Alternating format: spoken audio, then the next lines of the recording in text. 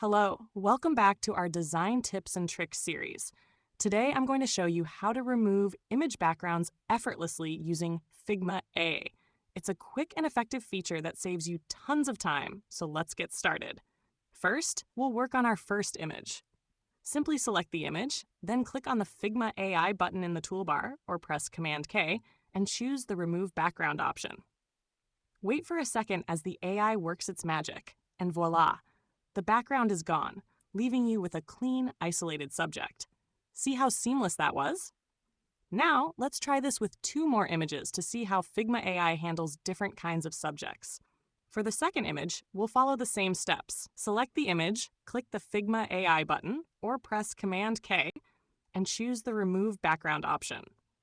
Watch how efficiently it removes the background while keeping the edges crisp. Let's move to the third image. Again, just a click of a button and a quick selection of the Remove Background option, and you've got another perfectly isolated subject. And that's it! You've just seen how simple and effective it is to remove image backgrounds with Figma AI. If you found this helpful, don't forget to stay tuned for more tips and tricks to level up your design game.